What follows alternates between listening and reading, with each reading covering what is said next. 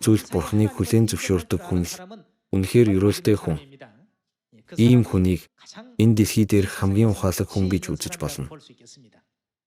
1-р Коринт 2-р бүлгийн 12-р ишлэлийг харцгаая. Бурхан бидэнд бэлгэлсэн юмсыг мэдхийн тулд бид ертөнцийн сүнсийг бус, харин Бурханы сүнсийг хүлээн авсан юм.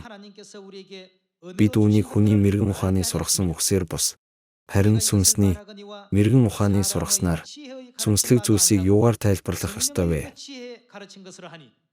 Сүнслэг зүйлсийг сүнслэгт нь тайлбарлан ярьдаг. Сүнслэг зүйлсийг махан биеийн талаас нь харуулах гэдэг иймэрхүү зүйлд бид хизээж хууртагдах ёсгүй. Иймээс л сүнслэг зүйлийг хэрхэн тайлбарлан яар гэлээ. Сүнслэгээр тайлбарладаг. 14-р ишлэл. Харин төрлөх хүн Бурханы сүнсний зүйлсийг хүлээж авдаггүй. Ийм хүнд эдгээр нь мунхаглал бөгөөд Бурхан дотор үүнийг агуу мэрэгэн ухаан гэж үзэх хэдий ч махан биед харьяатай хүмүүст сүнсний мэрэгэн ухааны дагуу үйлдэгддэг зүйлс хэрхэн харагддаг гэж байна. Мунхаглал гэсэн байна.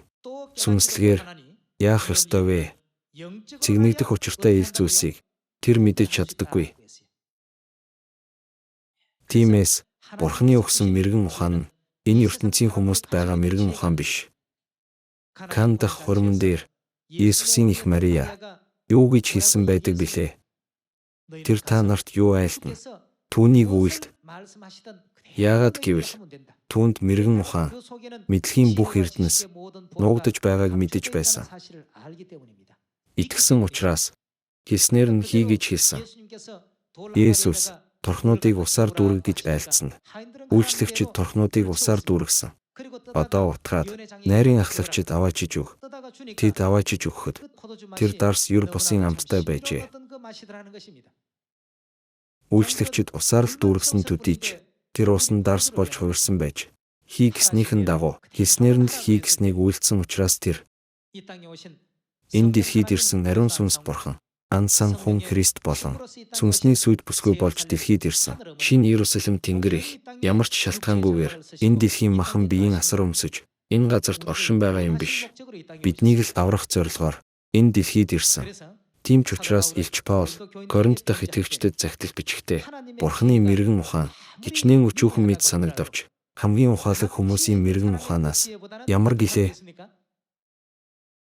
1-р Коринт 1-р бүлгийн 25-р ишлэл.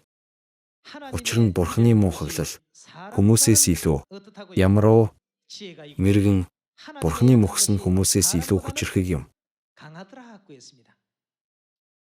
Тэгвэл бид өөртөө байгаа өчүүхэн мэрэгэн ухаандаа найдаад сүнсээ даатгах биш, харин эцэг эхийн мэрэгэн ухаанд найдах ёстой. Бурхан биднийг хаашаач хөтлсөн эцэг хүртэл дагах итгэлтэй мэрэгэн ухаантай байхыг дахин хүсэх байна. Баярлалаа.